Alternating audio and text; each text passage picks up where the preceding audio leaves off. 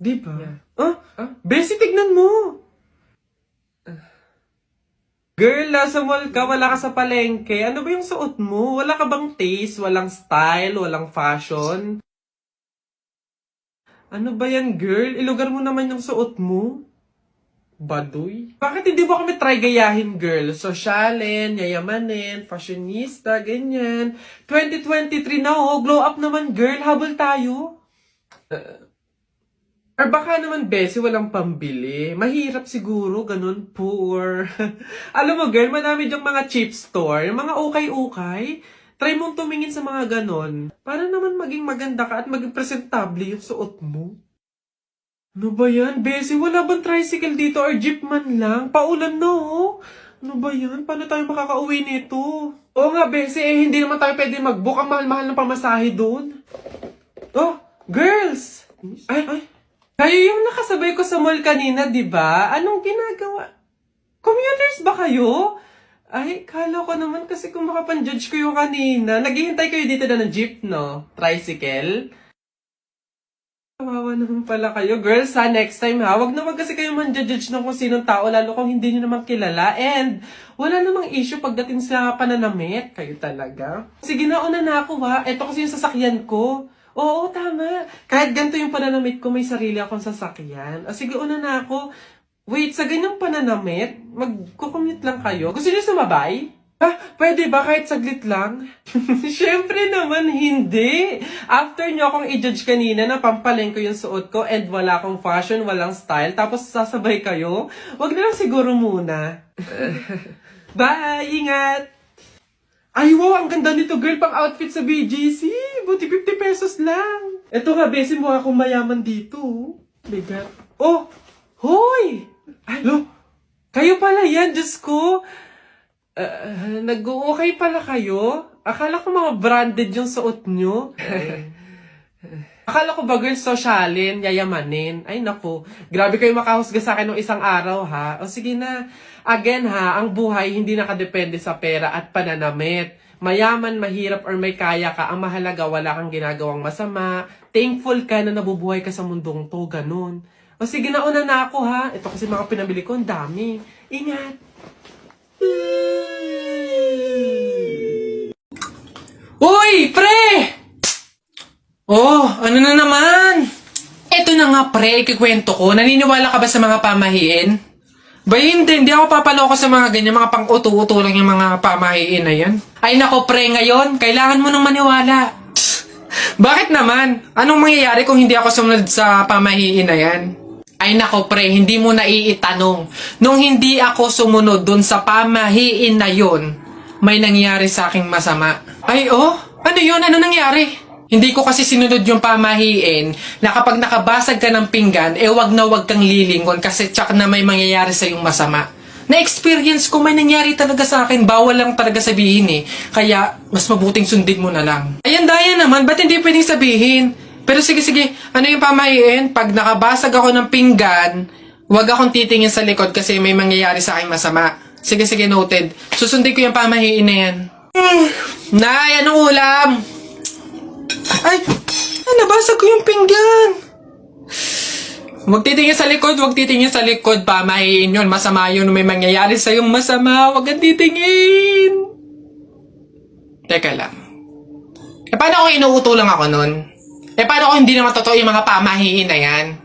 Diyos ko po, hindi ako papaniwala sa mga ganyan. Ay! Ano ka? Sorry po! Ikaw na bata ka, humanda ka talaga sa akin. Kasal ko pa yan, tapos binasag mo lang? Ha? Pasok! Garote talaga yung aabutin mo sa akin! Pasok! Magtanda ka yung bata ka! Kaya pala bawal lumingon. May mangyayaring ang masama. Maglalayas ako, sakit-sakit ang palo nyo. Uy pre, dadaan tayo ng tunnel, di ba? Oo. Bakit? O sakto, alam mo ba may pamahiin dyan? Ha?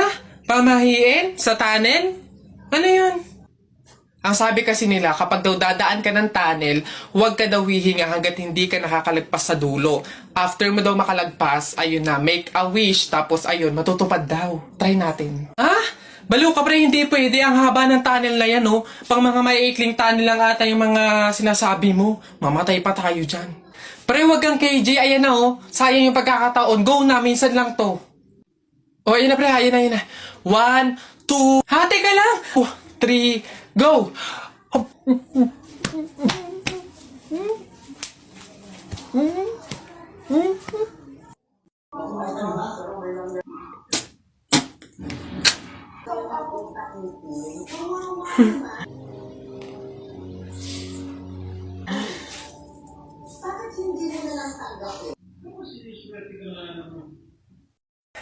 Nak, happy birthday! Ay, Nay, thank you po. Paano yung celebration ng birthday ko? Ikaw, ano bang gusto mo? Gusto mo maghanda tayo ngayon? Gusto ko sana, Nay, lumabas kaya tayo. Kain tayo sa restaurant ni na tatay. Anak, pasensya na kasi pamahiin, di ba? Bawal daw lumabas yung may birthday kasi baka mapahamak. Paano yung celebration ng birthday ko, Nay?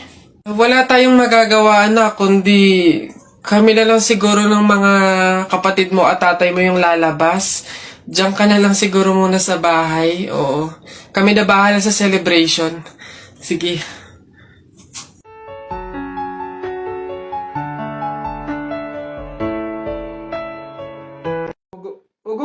Alis na.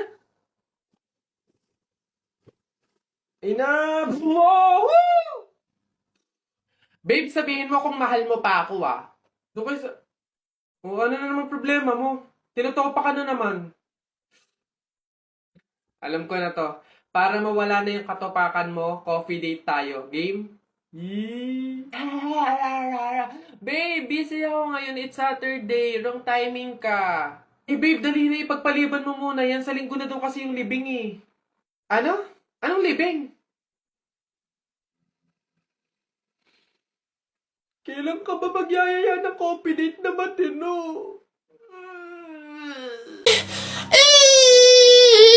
Sige, nak, manganganak ka na ha. May pamahiin tayo dyan. Oo, Nay. Ano nga ulit yun? Huwag kang magagalit o maiinis kapag nanganganak ka na. Ha? Bakit? Kasi daw maaari magkaroon ng kapansanan yung anak mo. Kaya pigilan mong huwag magalit, huwag mainis. Sige. Pipilitin ko. Ayan na, ma'am. Nakikita ko na yung ulo. Konti na lang, ma'am. Iripan na. Konti, ma. Ayan na. Ayan na. Ay, naputol ko yung ulo ng bata. Ay, ano? Ay, anak. Pamahiin. Pilitin mo huwag magalit. Dali. Okay. Chill. Pamahiin. Sige, nurse. Kabit mo na lang mamaya. Hoy anak, Jepoy. Nay, bakit? Mamaya kapag nasa burol na tayo ng lolo mo, wag kang iiyak, ha? Nay, bakit? Kasi sabi daw nila, pamahiin daw yon na bawal daw umiyak kapag may burol gawa ng hindi matatahimik yung namatay. Nay, mahirap pigilan yun, si lolo yung namatay Asundin mo na lang, basta pag andun na tayo sa burol ng lolo mo, wag kang iiyak. Sige. Lo, paalam na.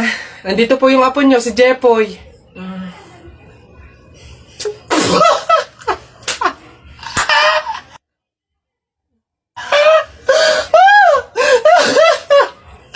Gagi mga pare, gutom na ako Tara sa BGC, restaurant tayo mga tol. Tara.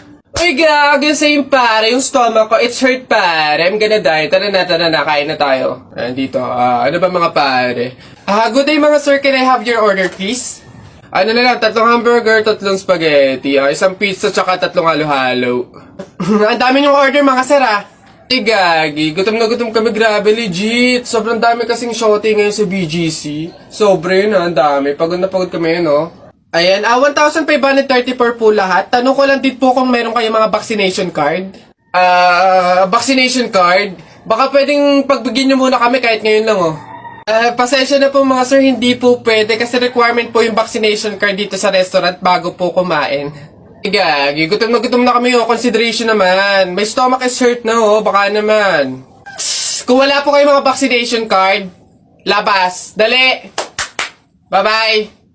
Bad trip naman Tara mga pare, gagi, magkalendar na lang tayo. Tara na nga. Nay, naririnig nyo ba yun? Oo, anak, aswang yun, penogrado. Oo nga na, anong gagawin natin? Alam ko na yung pamahiin ng lola mo. Sabi niya kasi pag daw may aswang, maglagay daw ng bigas sa gilid ng bahay para daw umalis na yung aswang. Ito, lagay mo sa gilid ng bahay, anak. Sige, Nay.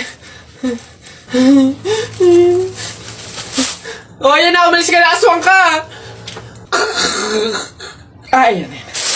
Sa wakas may pangsaing na rin ako. Mga auto-auto, papahin, pamor! Tipid-tipid ng mga to. 1 kilong bigas lang. Ano man ang 1 kabang bigas? Saan ba sunod? Ay, ayun, ayun.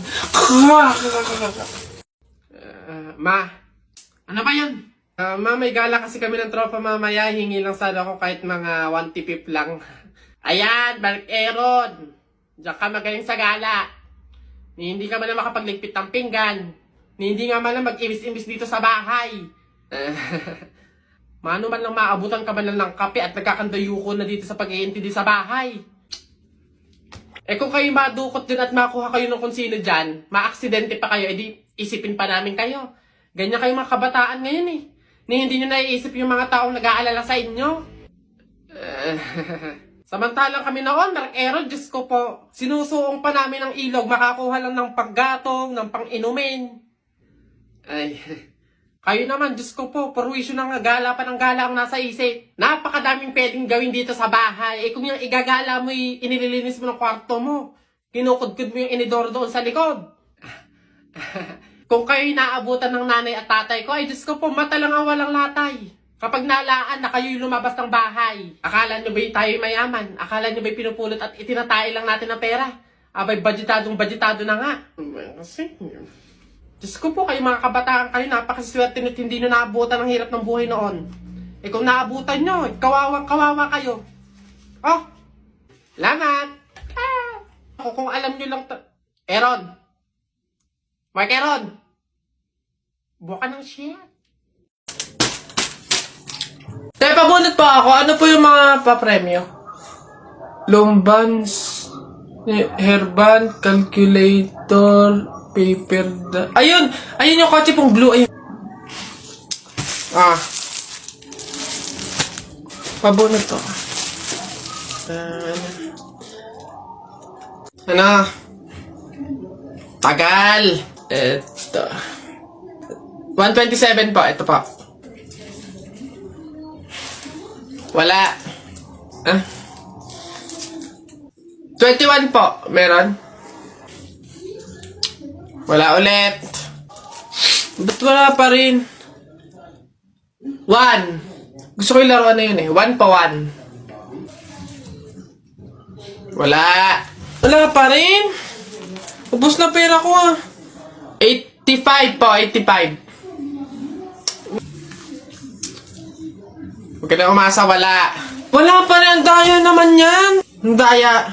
Wala madaya dyan, sa bulok ka lang, umuwi ka na. Ito, last one ha. 42 po. Meron? Wala. Ano ba yan? Wala na akong pera. Daya naman yan. Huwag na nga. Mare, nabilitaan mo na ba? Patay na doon si Kuya Tonyo. Ay, oh.